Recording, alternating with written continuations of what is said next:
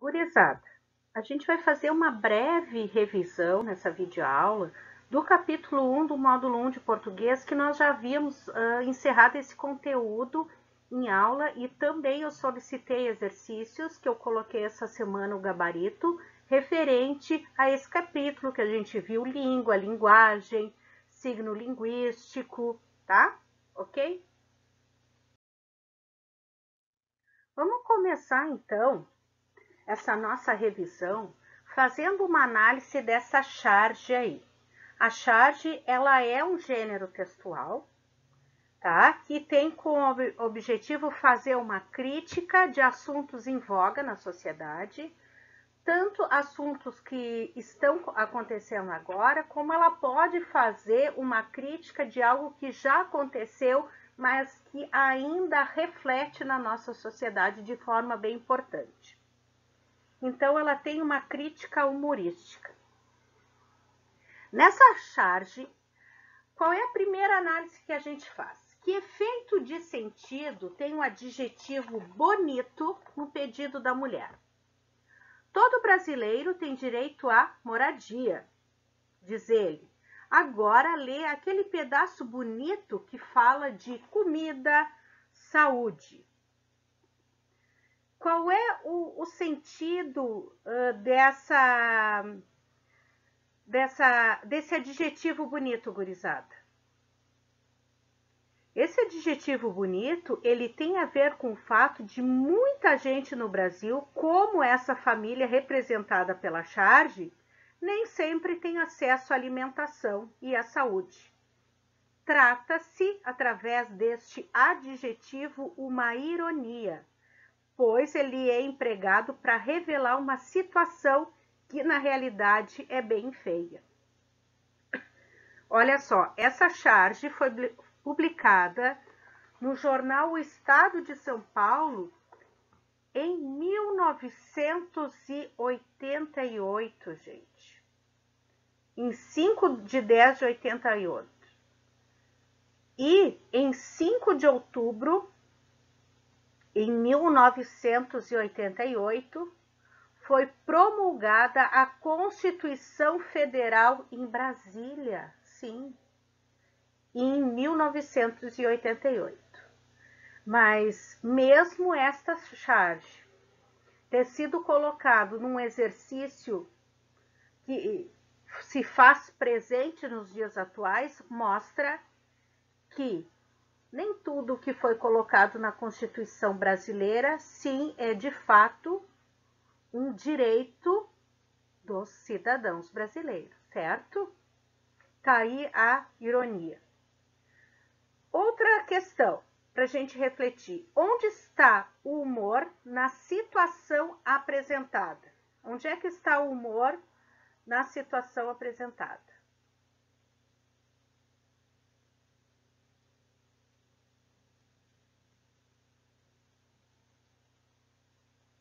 Está exatamente na ironia do emprego do adjetivo bonito por parte da mulher. Esta imagem, ela faz referência a um exercício do Enem que foi em 2014, que nós vamos fazer agora. O enunciado diz o seguinte: a discussão levantada na charge, publicada logo após a promulgação da Constituição de 1988, faz referência ao seguinte conjunto de direitos. Letra A. Civis, como o direito à vida, à liberdade de expressão e à propriedade. Sociais, como o direito à educação, ao trabalho e à proteção à maternidade à distância. Difusos, como o direito à paz, ao desenvolvimento sustentável e ao meio ambiente saudável. Coletivos, como o direito à organização sindical, à participação partidária e à expressão religiosa. Letra E. Políticos, como o direito de votar e ser votado, a soberania popular e a participação democrática. Qual dessas alternativas vocês acham que é a correta?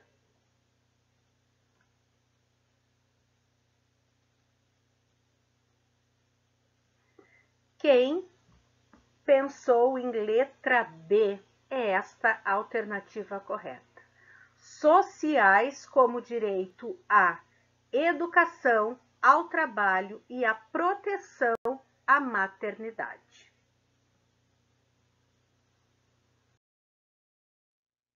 Para perceber o humor na charge, foi necessário que você mobilizasse alguns conhecimentos que já tinha sobre a história que inspirou, ou seja, a Constituição Brasileira de 1988.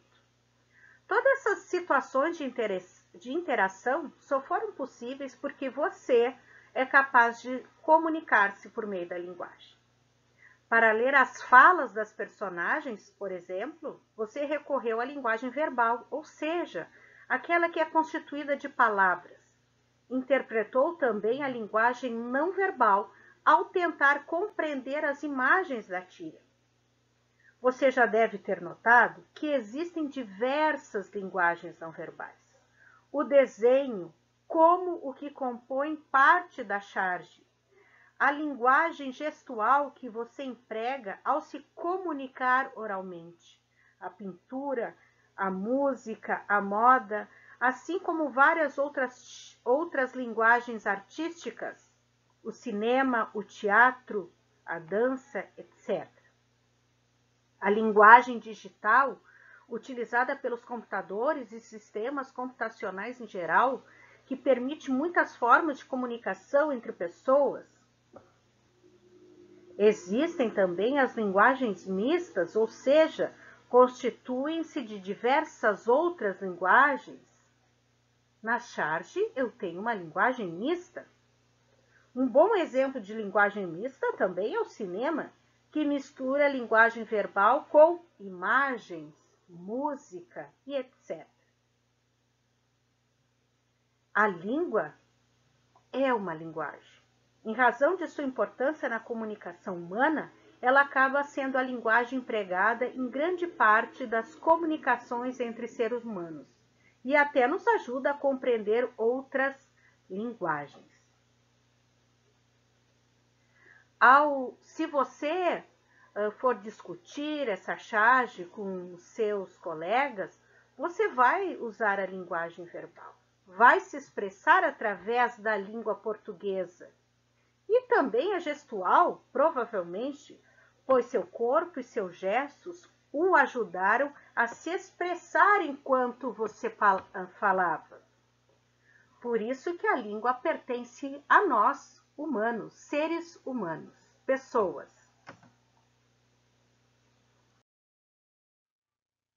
E afinal, o que é um texto?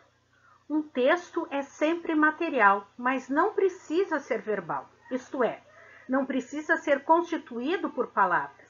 De alguma forma, ele representa materialmente pela palavra, pelos gestos, pelas imagens, um ato de comunicação em determinada situação. Assim, a charge que lemos aqui é um texto, e podem ser considerados textos um filme, um gesto, uma novela ou uma sinfonia, entre outros.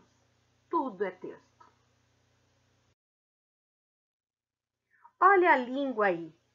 Ela é parte essencial da linguagem e tem como função a promoção da comunicação entre nós seres humanos. Ela é a representação de um código verbal pertencente, sim, a um grupo social, com suas normas e regras que fazem parte deste grupo social, formado por signos linguísticos. Olha a linguagem aí. Ela está presente em uma infinidade de coisas. Ela está presente no teatro, na dança, na linguagem de sinais, no braille. Enfim, ela está presente na linguagem entre os índios, numa placa de trânsito, nas sinalizações que compõem o nosso trânsito.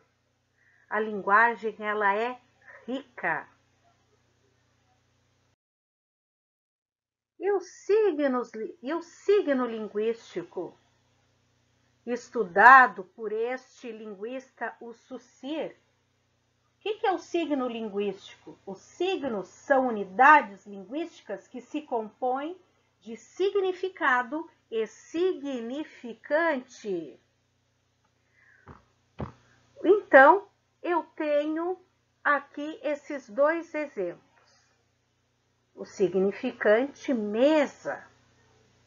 Na língua portuguesa brasileira, ele vai ser sempre expressado verbalmente, falado da mesma forma e escrito da mesma forma.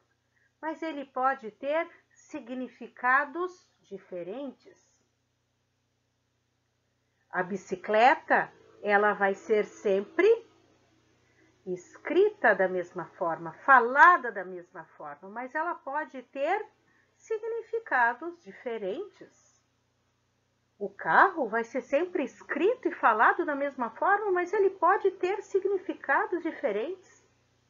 Para mim pode ser um Fiat, para ti pode ser uma limousine. Olha só a riqueza que o signo linguístico nos proporciona. O significante, ele vai se manter da mesma forma. Agora, o significado, sim, ele pode mudar.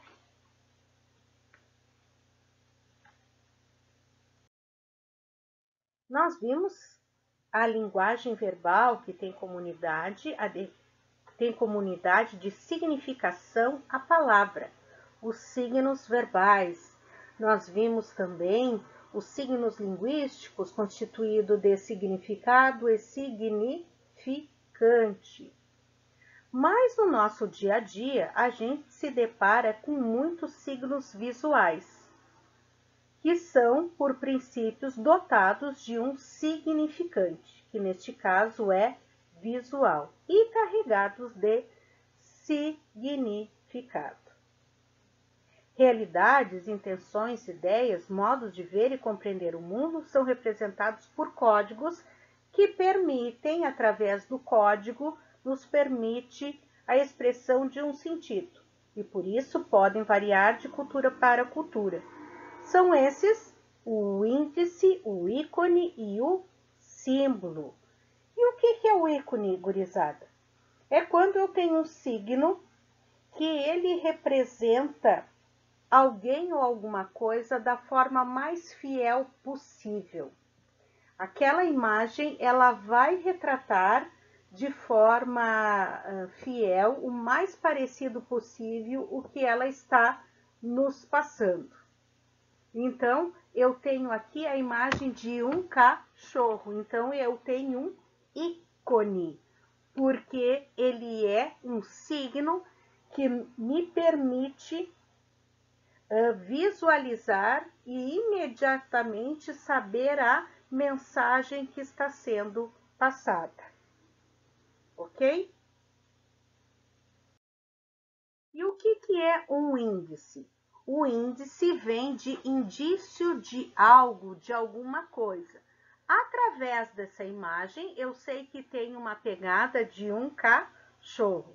Nós chamamos o índice também de os signos naturais, tá? Porque ele não é algo criado pelo homem, ele é criado pela natureza. Então, as pegadas na areia são índice. Um cheiro de fumaça é índice que pode ter um perigo à vista, que pode algo estar incendiando. Isto é índice que vem de indício de alguma coisa.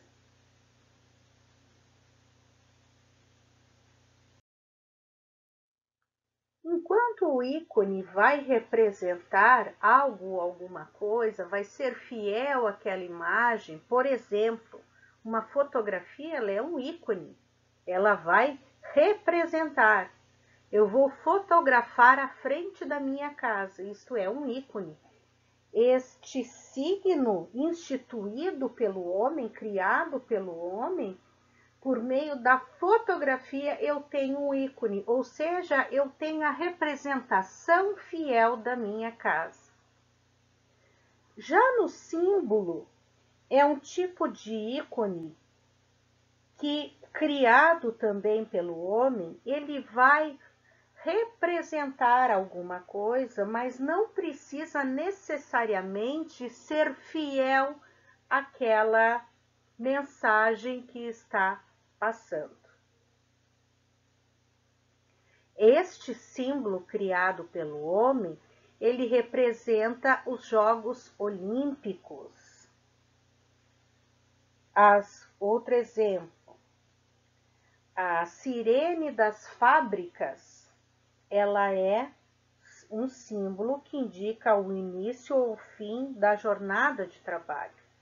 O apito do juiz, iniciando ou paralisando uma partida de jogo, também. Eu estender a cor branca, a cor branca, eu estou simbolizando a paz. Certo? Então, o símbolo, ele não precisa ser, ele não precisa ter uma imagem que represente de forma fiel o que eu estou passando. Então, existem vários símbolos criados pelo homem. As bandas de rock têm símbolos. Vários foram esses signos criados, que é o exemplo que eu sempre coloco para vocês em sala de aula, que é o símbolo da banda Rolling Stones com aquela língua de fora. Ela retrata de forma fiel todos aqueles roqueiros. Ela é um ícone, ela é uma fotografia que está representando de forma fiel aqueles roqueiros? Não, ela não é uma foto do Rolling Stones. Se fosse uma foto do Rolling Stones, seria um ícone. Aquele é o símbolo que foi criado pelo homem para representar a banda. Então, nós vemos aquele símbolo, aquela imagem, e isso nos remete à banda. Então, a imagem da língua é um símbolo. A fotografia da banda Rolling Stones, sim, é um ícone.